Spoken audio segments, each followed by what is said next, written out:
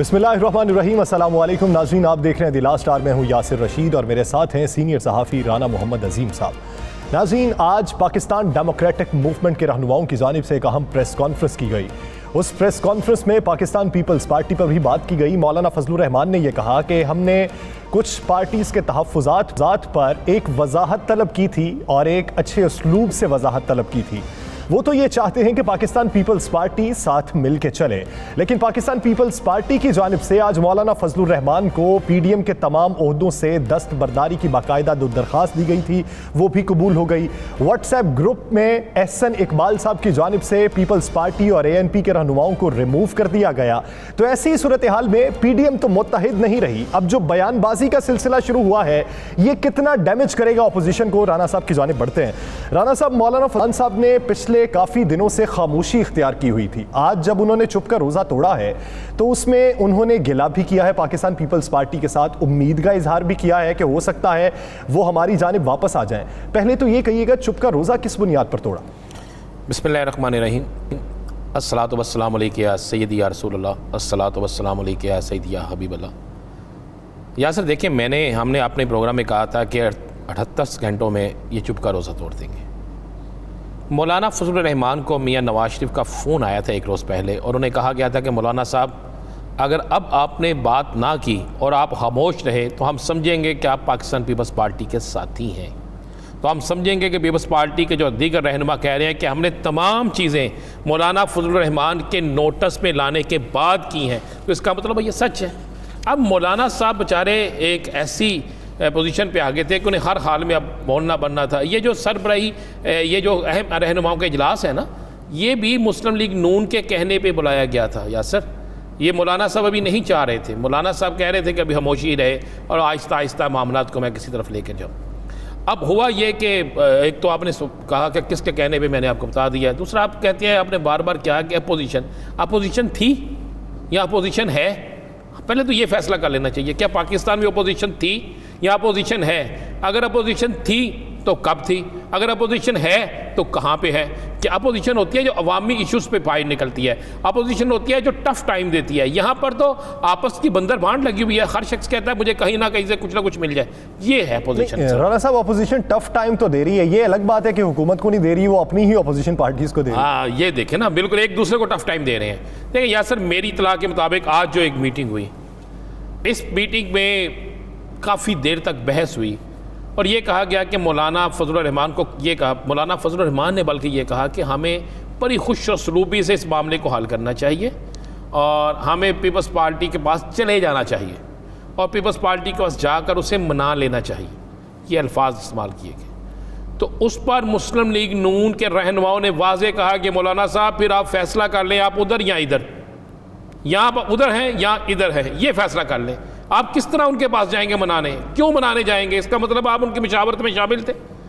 मौलाना साहब को इस कदर मजबूर किया गया कि जनाब मौलाना साहब ने फिर वो एक जो फ़िक्रा बड़ा सख्त बोला, जो तौहीन अमेज़ फ़िक्रा जिसे सियासतदान करार दे रहे हैं। कमर ज़मान खैर साहब ने कहा, खैर साहब ने भी दिया, हाफ़िज़ हुसैन अहमद साहब ने भी कहा है और भी बाकी बहुत से लोग कह रहे हैं। उस फ़िक्रे को भी उसी वक्त अदा किया गया जब मौलाना साहब को एक कॉल आई। जनाब, आजकल कॉल आपको पता है ना, जब सख्त अल्फाज बोलने हो तो कॉल आती है बरतानिया से। वो बरतानिया से जब कॉल आती है, कॉल सुनी जाती है, उसके बाद प्रेशर पड़ता है और फिर मौलाना साहब जो है वो शुरू हो जाते हैं। तो मौलाना साहब ने उसके बाद कहा किया कि जनाब हम इन्हें, मौलाना साहब तो कह बैठे बेचारे कि जनाब हम कोशिश करेंगे कि ये वापस आ जाए, खुश सलूबी से ये सारा कुछ तय कर लिया जाए। लेकिन आपको पता है, जैसे ही मौलाना ये अल्फाज अदा करते हैं तो उसी वक्त एहसन इकबाल को हदायत मिलती है उन लोगों की तरफ से जिनके कहने पे सब कुछ होता है, इनकी सियासी जमात के जो रहनुमा है यानी बरतानिया से, और उसके बाद लाहौर जाती उमरा इर्द गिर्द सारे तरफ से एक इनको हदायत मिलती है। हदायत के बाद एहसन इकबाल बग़ैर मौलाना फजलुर रहमान की इजाज़त के व्हाट्सएप ग्रुप से उन लोगों के नाम निकाल देते हैं। देखिए, उन्होंने ओहदों से इस्तीफ़ा दिया है, उन्होंने भी पीडीएम तो नहीं छोड़ी, पीडीएम छोड़ी है सिर्फ ANP ने।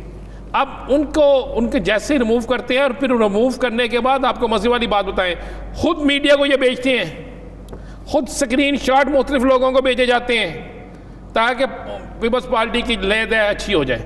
और मौलाना साहब जो एक रास्ता ढूंढने की कोशिश कर रहे थे कि किसी तरीके से दोबारा मिल जाए, मिलकर हालात को बेहतर कर ले और फिर दोबारा बल्ले बल्ले बल्ले बल्ले होती जाए, ये सारी हुआ। लेकिन जब ये इस पे ये सारी चीज़ें सामने आई तो आपको मैं एक बड़ी मुसद्दका इतला देता हूँ।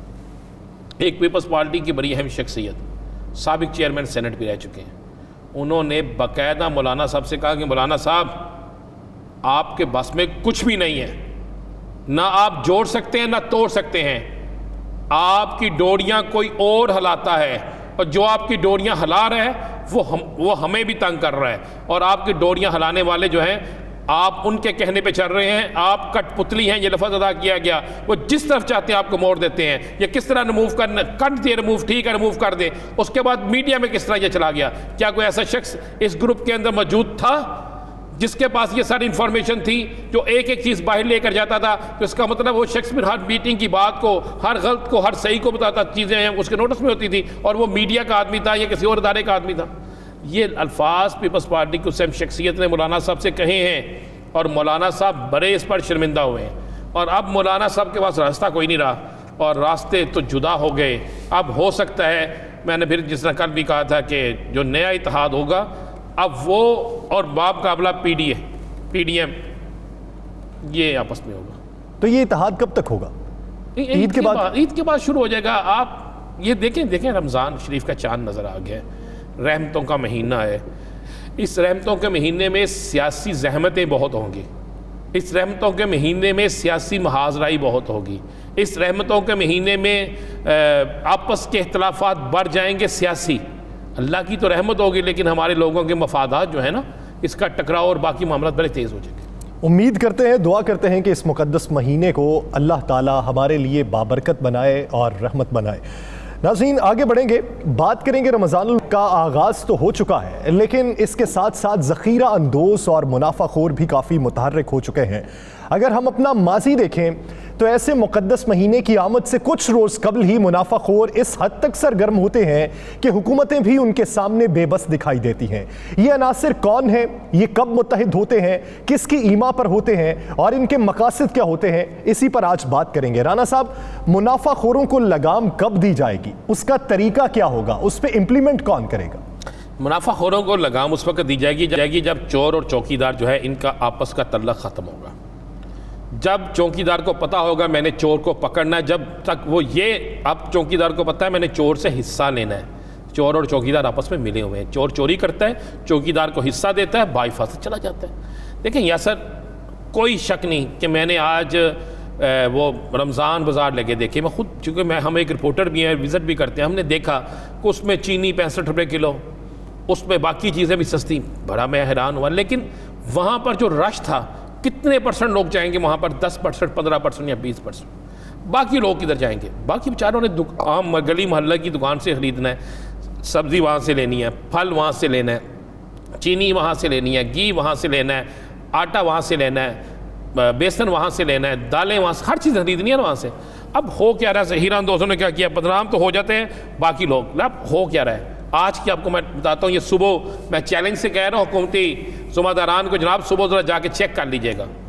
आज बाकायदा ज़हीरा अंदोज़ों मुनाफाखोरों का एक कट होता है और उस कट में कहते हैं यार ये जो पूरे पाकिस्तान में एक एहतजाज का सिलसिला जारी है ना, हालांकि आपको पता है 80% सड़कें खुल गई हैं, 80% रोड्स मेन खुल गए हैं। अब बार बार दिया जा रहा है मोटरवे खुली हुई है, बार बार दिया जा रहा है GT रोड फ्रांस फलां जगह से खुली हुई है, बार बार दिया जा रहा है कि फलां जगह से मुतबादल रास्ते खुले हुए हैं। अब इन ज़हीरा अंदोज़ मुनाफाखोरों ने एक मीटिंग की और ये मीटिंग लाहौर की सबसे बड़ी, जो बल्कि एशिया की सबसे बड़ी सब्ज़ी मंडी, फ्रूट मंडी उसमें होती है। उसमें वो कहते हैं पहला रोज़ा कमाई का ज़रिया बेहतरीन बनाएं और करें क्या जनाब, कल मार्केट से फल गायब कर दें, यानी कम कर दें, सब्जियां नायाब कर दें। मतलब जिन सब्जियों में कौन सी सब्जियां नायाब कर दें, टमाटर नहीं मिलेगा, नींबू महंगा हो जाएगा, अदरक महंगा हो जाएगा, आलू महंगा हो जाएगा, ये वो चीज़ें जो रमज़ान में ज़्यादा इस्तेमाल। और ये बहाना डाल दें अगर आपको कोई DCO पूछे या कोई और पूछे कि जनाब रोड बंद होने की वजह से सब्जियों की तरसील नहीं हो सकी। भाई रोड तो बंद हुए कल से, चले मान लिया जाए, सब्जी मंडियों में तो पहले से हदायत जारी हो गई है, वहां पे तो 4-4, 5-5 दिन की सब्जियां मौजूद होती हैं। राना साहब, आप ये मिसाल दे रहे हैं ये इनकी मुनाफाखोरों की। आप ये देखिए कि पिछले अरसे में हुकूमत क्या मिसाल देती रही कि पूरी दुनिया में फूड चेन मुतासिर है, कोरोना वबा की वजह से हमें दरामदात में मुश्किलात का सामना है, बरामदात में मुश्किलात का सामना है। लेकिन आप ये देख लें कि 20 दिन पहले रेट क्या था और ये तमाम तर मसाइल का सामना सिर्फ 1-2 रोज पहले। यासिर यही बात है, हुकूमत कहती है जी जनाब के 20 हमें बाइट से नहीं आ रहा, कोरोना ने मुतासर किया। कोरोना ने किसको मुतासर किया? और भाई दिहाड़ियाँ लगी कोरोना से, लोग तो चीज़ें महंगी बेचना शुरू हो गए। मुझे सुबह चले आप मंडियों के अंदर चले, कौन सा फल है जो कम है? मतलब कौन सा ऐसा फल है पाकिस्तान के अंदर जो बाहर से आता था? किसकी काश्त कम हुई है? चले मुझे फल का नाम बता दें। किस सब्जी की काश्त कम हुई है? मुझे उसका भी नाम बता दें। किस चीज़ की काश्त कम हुई है?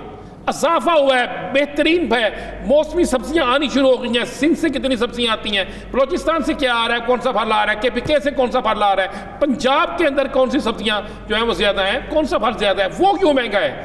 क्या उसको भी कोरोना लग गया? कोरोना तो इंसानों को लग रहा है, किसी सब्जी को नहीं लग रहा है यासर। अब तो टिड्डी दिल ये भी कोई नहीं है यार, वो पिछला सीजन था, निकल गया, नई फसलें लगी, नया सारा कुछ आ गया। ये मैंने अब आपको बताया कि हुकूमत तो नाकाम है ही सो है, हुकूमत नहीं कंट्रोल कर सकी। एक माह के लिए आप रमज़ान बाजार लगा देंगे, उसके बाद क्या होगा? एक महीने बाद क्या होगा?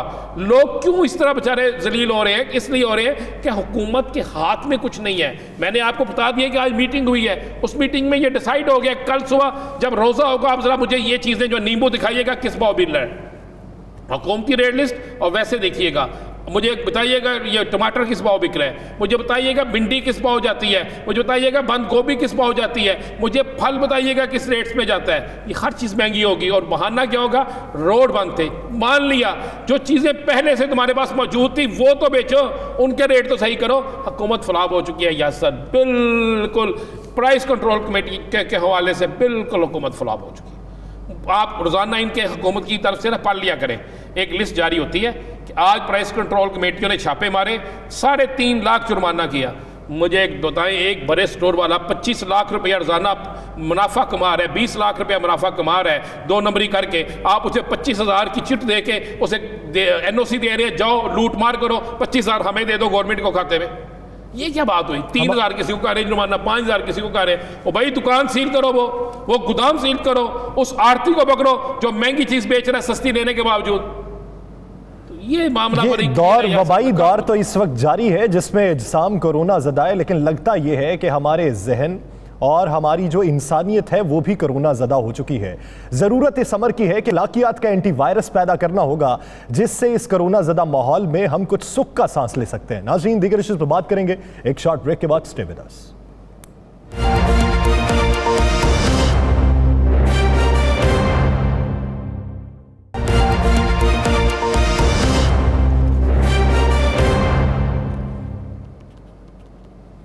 Welcome back. नाज़रीन, सियासी मंजरनामे पे बात करेंगे। इस वक्त जो सियासी महाजराई ऑपोजिशन वर्सेस ऑपोजिशन चल रही है, ये कितना अरसा चलेगी, इसका अंजाम क्या होगा, नतीजा क्या निकलेगा, वो जो तहरीक चली थी उसका मुस्तकबिल क्या होगा, इसी बारे में बात करने के लिए पाकिस्तान मुस्लिम लीग नून के रहनुमा सेनेटर डॉक्टर अफनानुल्लाह खान साहब ने हमें ज्वाइन किया है। डॉक्टर अफनान साहब, बहुत शुक्रिया आपके वक्त का। डॉक्टर अफनान साहब, एक तहरीक का आगाज़ हुआ, हुकूमत को टफ टाइम देने की कोशिश की, किसी हद तक दिया भी, लेकिन अब आपसी इंतशार के बायस जब राहें जुदा हुई हैं तो क्या आप भी उसी कुलिये पर अमल पैरा है कि 8 पहिए अभी बाकी हैं, 2 निकल भी गए तो तहरीक चलती रहेगी? देखिए, ये बात किसी हद तक दुरुस्त है कि हम अपनी तहरीक जो है वो जारी रखेंगे। हमने जो 26 नुकात हैं जिसके ऊपर पीडीएम को हमने बनाया था, वो उसमें सबसे ज़्यादा जो हमारी मेन आइडियोलॉजी है वोट को इज्जत दो, उसको हम लेके आगे चलेंगे। अच्छा होगा कि एनपी और पीपल पार्टी भी हमारे साथ रहें, लेकिन अगर ज़ाहिर है अगर मामला जिस तरह चलाए गए हैं रिसेंटली, अगर उस तरह चलेंगे तो फिर ज़ाहिर है बहुत मुश्किल है कि ये हम लोग मुत्तहद रह सकें।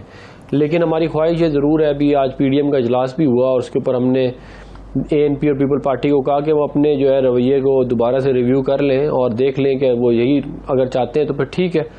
तो अब देखते हैं उधर से आगे से जवाब क्या आता है। मेरा ये ज़ाती तौर पर ख्याल ये है कि काफ़ी इमेच्योर थी ये बात जो है पीपल पार्टी के एंड के ऊपर के एक मुआहदे को करके बैक ट्रैक करना और फिर बाप पार्टी से वोट ले लेना लीडर ऑफ द अपोजिशन के लिए। तो ज़ाहिर है वो अब उसकी वजह से जो डेंट पड़ा है पीडीएम पे वो काफ़ी सीरियस है।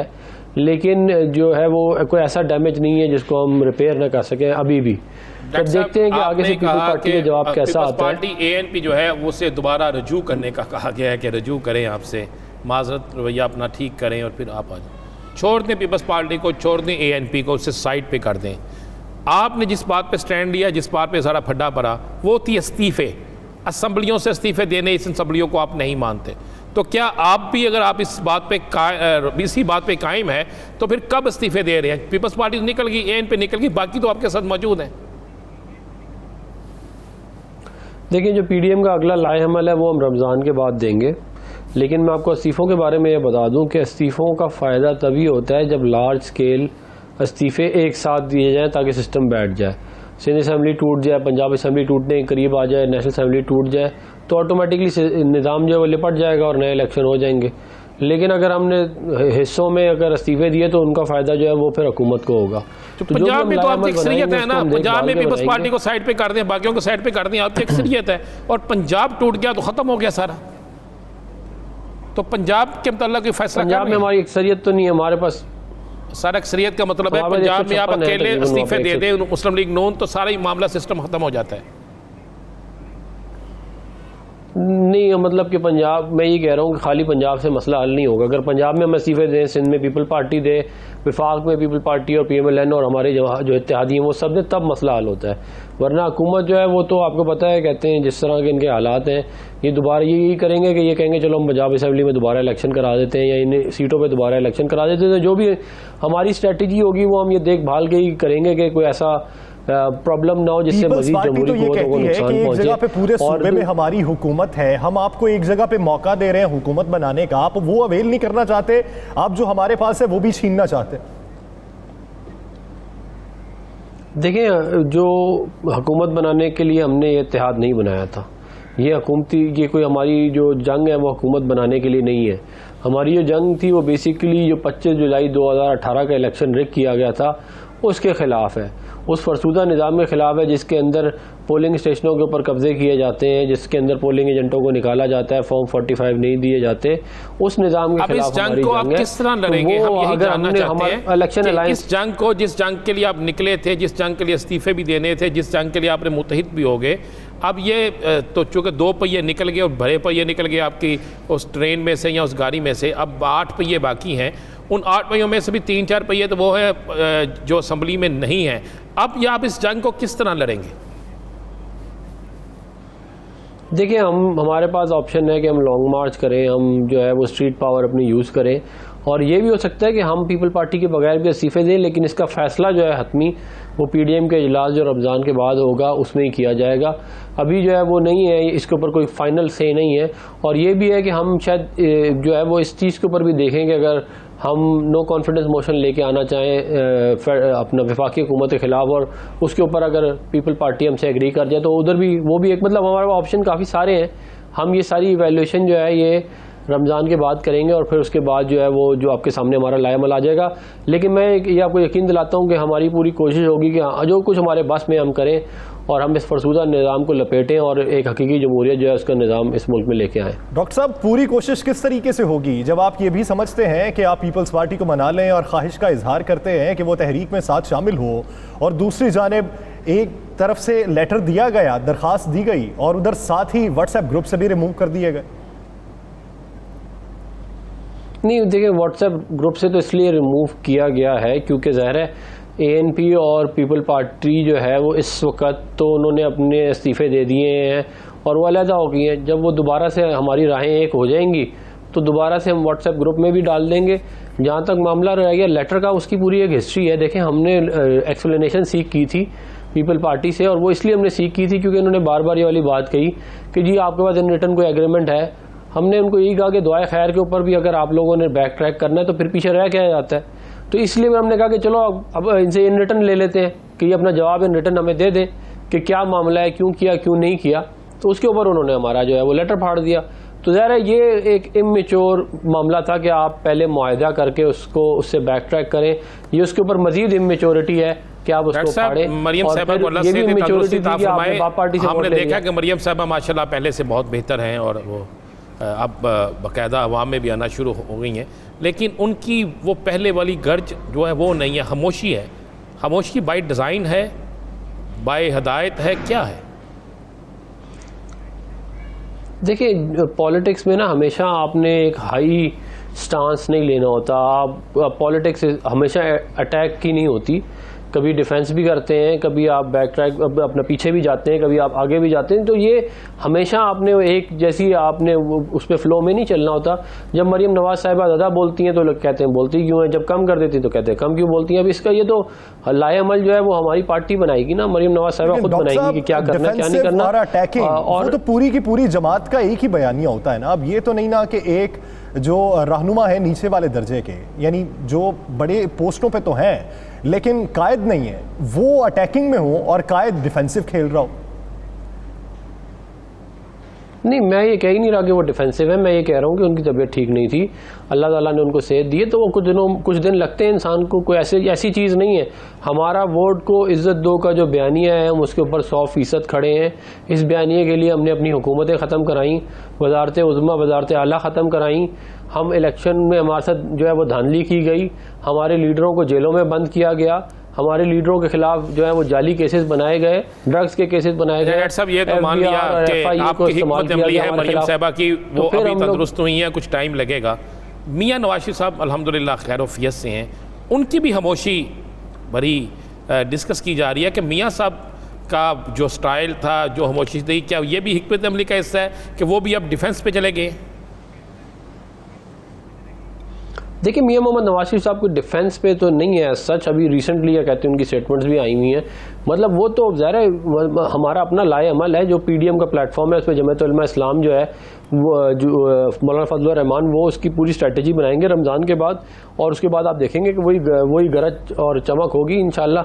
हमारा कोई अभी ऐसा नहीं है। देखिए, हमारा एक बड़ा क्लियर स्टांस है कि इस मुल्क के अंदर जो हक़ हुक्मरानी है वो आवाम की है और अवामी नुमाइंदों की है, और जब तक ये वाला मामला हम रिजॉल्व नहीं करा लेंगे तब तक ना इस मुल्क में पॉलिटिकल स्टेबिलिटी आएगी, ना इकोनॉमिक स्टेबिलिटी आएगी, ना इकोनॉमिक डेवलपमेंट आएगी। फैसला हो जाता है, शहबाज शरीफ साहब अगर जल्द रिलीज़ होके आ जाते हैं, कल केस में कल ज़मानत पे फैसला भी मुतवक्के है, कल दलाइल होंगे या 1-2 दिन लगते हैं, तो फिर आपकी पार्टी की जो हिकमत अमली है वो मियाँ शहबाज शरीफ साहब बनाएंगे, मरीम साहिबा बनाएंगी, मियाँ मोहम्मद नवाज शरीफ साहब बनाएंगे? देखिए, हमारी पार्टी की जो हिकमत अमली है वो मुशावरत से बनती है। हमारे लीडर मियां मोहम्मद नवाज शरीफ साहब हैं, फाइनल डिसीजन उनका होता है, लेकिन काउंसिल जो है वो ली जाती है बाकी तमाम जो लीडरशिप है उनसे भी। तो उसके अंदर फिर जो भी इवेंचुअली फैसला होता है फिर उसके मुताबिक जो है वो मामला आगे चलाए जाते हैं। डॉक्टर साहब, आपने पहले बात की कि रोल बैक किया पाकिस्तान पीपल्स पार्टी ने, वो तो ये कहते हैं कि ऑपोजिशन लीडर के नाम पर इन्होंने हमसे मुशावरत ही नहीं की, मौलाना को सिर्फ खुद ही बता दिया कि आज़म नज़ीर तारड़ जो है वो हमारी तरफ से ऑपोजिशन लीडर होंगे। देखिए, ये बात दुरुस्त नहीं है। हमने जो है इसके ऊपर एग्री किया था कि हम चेयरमैन, पहले हम सेनेटर बनाएंगे यूसुफ रज़ा गिलानी साहब को, फिर उनको चेयरमैन सेनेट का वोट देंगे, और जमात उलमा इस्लाम को हम डिप्टी चेयरमैन का वोट देंगे, और leader of the opposition Pakistan Muslim League नून का होगा। जब ये सारे मामलात हुए तो एंड में जब लीडर ऑफ द अपोजिशन का मामला आया तो वो हमारा राइट था कि हम जिस मर्जी को चूज़ करते। पीपल पार्टी का भी राइट था, उन्होंने अपना राइट एक्सरसाइज किया। जब हमारी बारी आई, हमने राइट अपना एक्सरसाइज करने लगा तो उन्होंने कहा जी हमें इस पर एतराज़ है। अच्छा, एतराज़ जो उनका था वो काफ़ी कमज़ोर दलील थी, जो कि बिल्कुल भी क्या कहते हैं किसी ने उसको बाई नहीं किया। तो अब उसके बावजूद जो है वो एक ज़िद उन्होंने लगा ली, और फिर उन्होंने खाली ये ज़िद नहीं लगाई, उन्होंने जो है वो अपना जो है वो लीडर ऑफ द अपोजिशन बना लिया बाप पार्टी के वोट से, जिसकी वजह से बेइंतहा नुकसान पहुंचा पीडीएम के अलायंस को। तो ये मतलब कि उसके पीछे डॉक्टर साहब ये बता दें, डॉक्टर साहब ये कर दें कि एक चीज़ बार बार उनके लोग कह रहे हैं, पीपल्स पार्टी की क़यादत भी कह रही है और सवालिया निशान भी है, वो कहते हैं कि चेयरमैन के इलेक्शन में यूसुफ रज़ा गिलानी के नाम के सामने स्टैंप लग गई थी, लेकिन जब आए अब्दुल गफूर हैदरी उनको वोट ही वो नहीं पड़े, और उनका कहना है कि वो वोट आपने नहीं डाले, या आप क्या कहते हैं वोट किसने नहीं डाले, कौन था जिसका ज़मीर जाग गया या ज़मीर सो गया? क्यों इस पे इन्वेस्टिगेशन हुई? आप बड़ी पार्टियों में मौजूद हैं। देखिए इसके ऊपर जो है वो मैं मतलब कि मैं ये इतना ज़रूर कहूँगा कि जो यूसुफ रज़ा गिलानी साहब का इलेक्शन था उसके अंदर जो इलेक्शन की मैनेजमेंट थी वो पीपल पार्टी के पास थी। अब उसके अंदर जो भी मामलात हुए वो हम चाह रहे हैं कि ज़्यादा तलखियाँ ना बढ़ें। अब मैं अगर उसके ऊपर मज़ीद रोशनी डालूंगा तो फिर ज़ाहिर है मामलात और ख़राब होंगे, लेकिन जो भी कुछ था उसकी ज़िम्मेदारी पीपल पार्टी के ऊपर ही जाती है। और हमने जो है मौलाना गफूर हैदरी साहब को भी वोट डाला है और हमने जो है वो यूसुफ रज़ा गिलानी साहब को भी वोट डाला और पीपल पार्टी इस बात को बहुत अच्छी तरह जानती है। फिर इसका मतलब पीपल्स पार्टी ने वोट नहीं डाला, से नहीं है पीपल्स पार्टी ने वोट नहीं डाला, फिर इसका मतलब तो यही हुआ ना। देखिए 49 जो वोट पड़े हैं ना, मतलब कि यूसुफ रज़ा गिलानी साहब को, वो तो 51 में से पड़े हैं, ठीक है। तो एक दो जो है वो तो आपको पता है, वो तो आप किसी सूरत पता ही नहीं चला सकते किसने डाला किसने नहीं डाला। अगर आप 49 काउंट कर लें सारे के सारे, जिसपे वो बन जाते चेयरमैन सेनेट, लेकिन उसके अंदर जो मिसमैनेजमेंट थी या जो भी कुछ था उसकी जिम्मेदारी पीपल पार्टी के ऊपर जाती है, क्योंकि उन्होंने उसको सारे को मैनेज किया था। और जहाँ तक मौलाना गफूर हैदरी साहब की बात रहेगी, देखें इसके अंदर पता चलाने का कोई तरीका नहीं होता, क्योंकि ये सारा कुछ होता है एनोनिमस ही है। तो अगर मैं ये कह सकता हूँ कॉन्फिडेंस के साथ कि हमारे तमाम सेनेटर्स ने वोट सही जगह पे डाला सिवाय दिलावर खान साहब के, और उन्होंने यकीनन मुझे है कि उन्होंने जो हमारे अपोजिंग कैंडिडेट उनको डाले होंगे वोट, लेकिन उनके अलावा और किसी ने भी जो है वो वोट जो है। अच्छा डॉक्टर साहब, आपको उन्हीं कैंडिडेट को डाला गया जो यूसुफ गिलानी को। आपको एतराज किस पे है, यूसुफ रज़ा गिलानी साहब के अपोजिशन लीडर बनने पे या बाप से वोट लेने पे? हमें बाप से वोट लेने पे ज़्यादा एतराज़ है। यूसुफ रज़ा गिलानी साहब के लीडर और अपोजिशन बनने के ऊपर शायद इतना एतराज़ उसके ऊपर भी है, क्योंकि वो हमारा राइट था, लेकिन शायद उसके ऊपर हम फिर भी कॉम्प्रोमाइज़ कर जाते। बाप पार्टी से वोट लेने की वजह से जो नुकसान पाकिस्तान डेमोक्रेटिक मूवमेंट को पहुंचा है, ख़ास तौर से जो वोट को इज्जत दो का बयानिया है, वो नाकाबिल तलाफ़ी है। उससे ये चीज़ हज़म करना बड़ा मुश्किल है कि एक वक्त में आप अपोजिशन में भी हों, उसी वक्त में आप हुकूमत के साथ भी हों। ये कोई सियासत तो ना हुई ना। ये तो फिर इसका मतलब ये है कि आप जहाँ पे आपको थोड़ा सा फ़ायदा नज़र आया आप हुकूमत से मिल जाएंगे, जब आपको थोड़ा फ़ायदा अपोजिशन के साथ नजर आया आप उनके साथ मिल जाएंगे। पाकिस्तान पीपल्स पार्टी की तरफ से जो एक्ट किया गया वो नाकाबिले तलाफी है और पाकिस्तान पीपल्स पार्टी हुकूमत के साथ फ्रेंडली अपोजिशन करने जा रही है, जिसपे सबसे बड़ा एतराज है। बहुत शुक्रिया डॉक्टर अफनानुल्लाह खान साहब इस हवाले से अपना वक्त देने के लिए। नाज़रीन दीगर इश्यूज़ पर बात करेंगे एक शॉर्ट ब्रेक के बाद। Stay with us.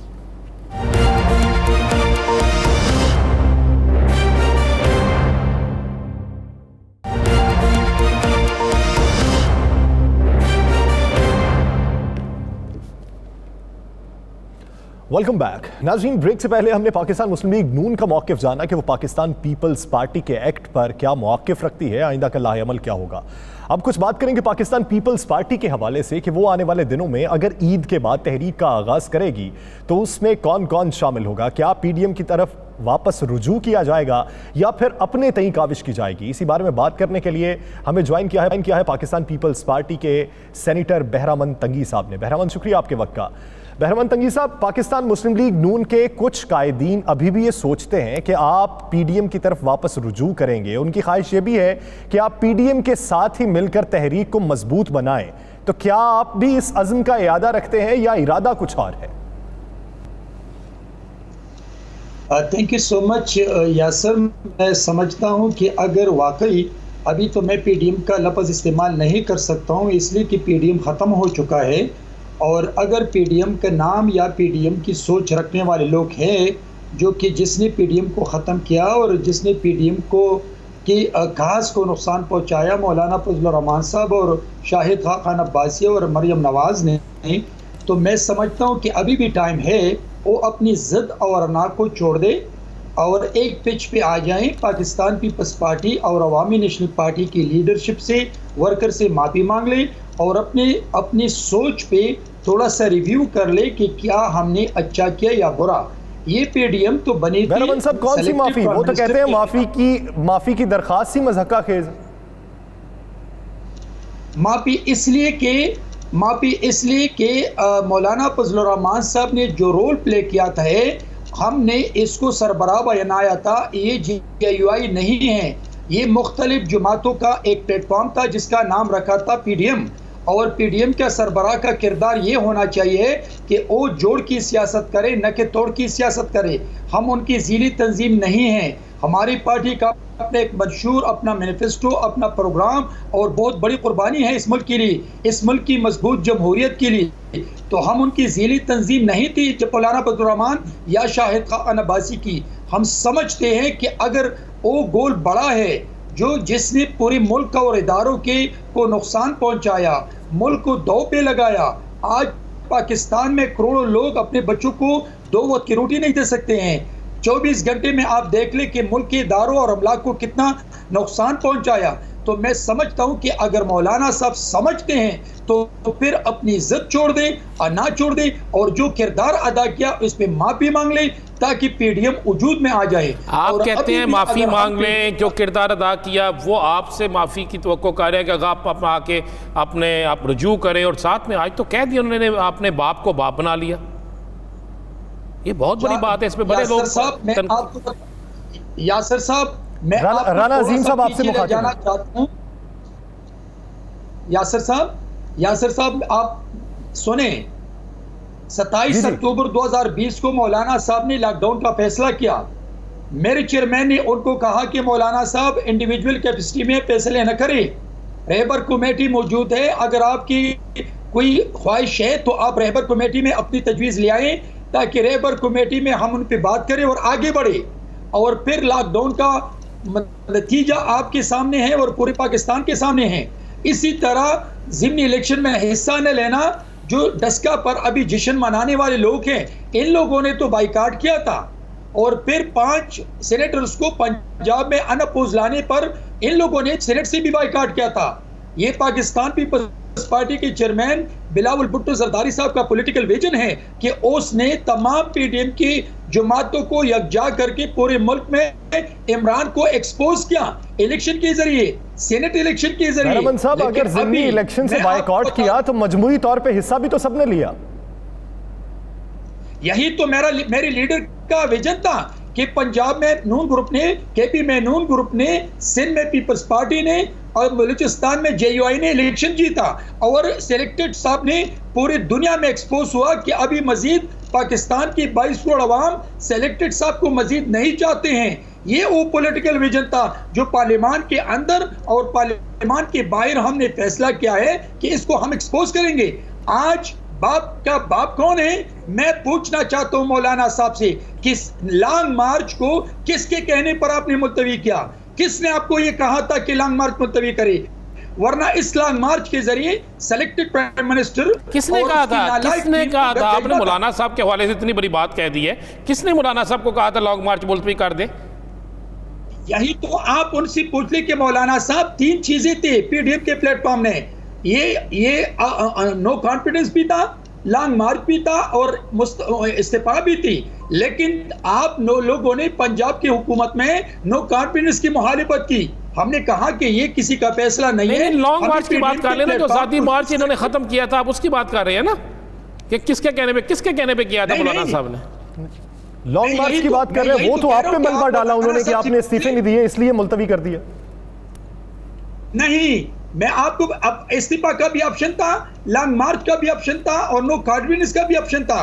लेकिन मैं आपको बता दूं कि अगर ये लॉन्ग मार्च और रिजिग्नेशन को साथ मिला के फैसले करते तो ये एक्सेप्टेबल नहीं था, बल्कि इनको चाहिए था कि ये मीटिंग बुला लेते और इस पे बहस करते और फिर एक पिच पे आगे बढ़ जाते।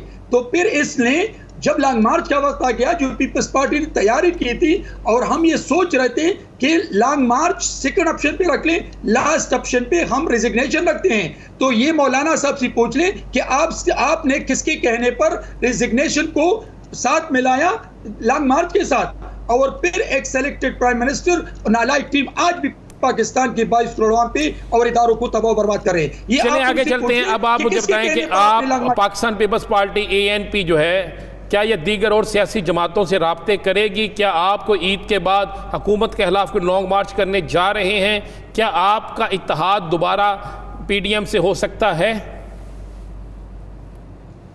पीडीएम से इत्तेहाद इस शर्त पे हो सकता है जब वो दोनों पार्टी की लीडरशिप और वर्कर से माफी मांग ले और अपनी सोच पर सोच ले कि हमने ये बचकाना वो तो उन्होंने माफी नहीं मांगनी, उन्होंने कह दिया उन्होंने माफी नहीं मांगनी, वो तो इसका मतलब है रास्ते अलग-अलग हो गए ना, फिर आप कोई नया इत्तेहाद बनाएंगे।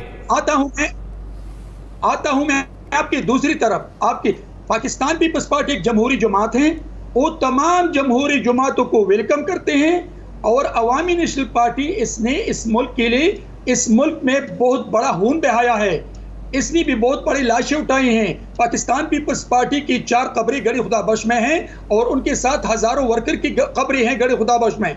तो हम समझते हैं कि जितनी भी सियासी जमातें हैं, जमहूरी जमातें हैं, उनको हम वेलकम करेंगे, उनको साथ मिलाएंगे और इंशाल्लाह इस नालायक हुकूमत के खिलाफ एक मूवमेंट बनाएंगे। और एक आखिरी सवाल, इस वक्त तो हुकूमत भी डायलॉग का मशवरा दे रही है, वो कहती है इस्लाहात पे बात कर लें, एक मेज पे बैठ जाएं, आज ही का बयान है, तो क्या हुकूमत के साथ भी डायलॉग कर सकते हैं?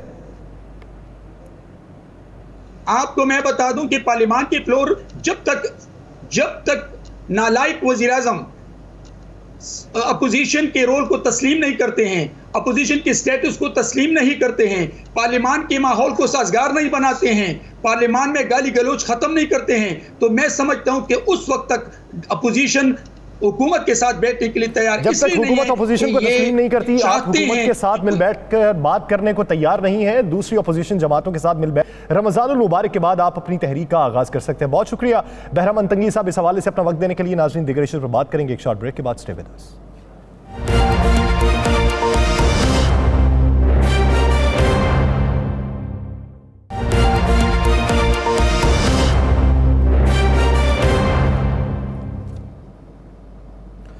Welcome back. नाज़रीन, ब्रेक से पहले हमने बात की पाकिस्तान पीपल्स पार्टी के सेनेटर बहराम अंतंगी साहब से। उनका ये कहना था कि हम रमज़ानुल मुबारक के बाद अपनी तहरीक का आगाज़ करेंगे, लेकिन पाकिस्तान पीपल्स पार्टी उस तहरीक में शामिल किस किस को करेगी, अब तक राब्ते किन किन से किए गए, उनकी जानिब से क्या जवाब आए, ये राना साहब से जानते हैं। राना साहब, पाकिस्तान पीपल ये अगर अपोजिशन जमातों को साथ लेकर चलेगी तो उन अपोजिशन जमातों में कौन कौन सी जमात शामिल होगी? तो उन्होंने जो इशारा दिया हुकूमती अलायंस का, तो क्या हुकूमती अलायंस का झुकाव हो सकता है पीपल्स पार्टी की तरफ? नहीं, बिल्कुल हुकूमती अलायंस का झुकाव अभी नहीं होगा। आने वाले इलेक्शन में हो सकता है हुकूमती अलायंस में से 2 जमातें जो चले जाएं पीपल्स पार्टी के साथ आने वाले इलेक्शन में। अच्छा। अगर अब आप कहें कि इस मौजूदा हालात में कोई ऐसा अलायंस हो कि जो हुकूमत के अंदर से कोई तंजीम कोई जमात निकल के पीपल्स पार्टी के साथ चल जाए, ऐसा नहीं। हाँ, पीपल्स पार्टी ने ये ज़रूर किया है, मैंने आपको बता दूँ कि पीपल्स पार्टी जो है पीडीएम के अंदर, जिस तरह हम पहले कह रहे थे ना अपोजिशन वर्सेस अपोजिशन हो रहा है, पीडीएम के अंदर उन्होंने कुछ काम कर लिया हुआ है और पीडीएम के अंदर से कुछ जमातें जो हैं वो पाकिस्तान पीपल्स पार्टी के साथ चली जाएंगी। ये मैं आपको बिल्कुल मुसद्दक़ का इत्तला। एक और चीज़ पे बड़ा काम हो रहा है और उस सिलसिले में बाकायदा जो है आसफ अली जरदारी साहब, बिलावल भुट्टो नहीं, आसफ अली जरदारी साहब खुद काम कर रहे हैं और उस पर उन्होंने राब्ते भी किए हैं। वो काम ये है कि पीटीआई के अंदर अगर जहांगीर तरीन वाला मामला हल नहीं होता तो एक फॉरवर्ड ब्लॉक बना दिया जाए, वो फॉरवर्ड ब्लॉक जो हो वो पीटीआई के खिलाफ हो, लेकिन उसका झुकाव जो है पाकिस्तान पीपल्स पार्टी की तरफ, मुस्लिम लीग नून की तरफ ना हो। हालांकि इसका फ़ायदा नहीं होगा, लेकिन उसका नुकसान ये होगा कि अगर किसी वक्त में आके कोई ऐसा सिस्टम बन जाता है कि वज़ीर आला पंजाब को अदम एतमाद के वोट का कहा जाता है, तो फिर वो फॉरवर्ड ब्लॉक जो है वो पीपल्स पार्टी जो है उसके ज़रिए अपनी सियासी गेम चल सकती है। अच्छा, इस पर एक काम हो रहा है, ये एक आपको मैं बड़ी खबर दे देता हूँ। और इस सिलसिले में बिलावल भुट्टो नहीं, आसफ अली जरदारी खुद राब्ते कर रहे हैं।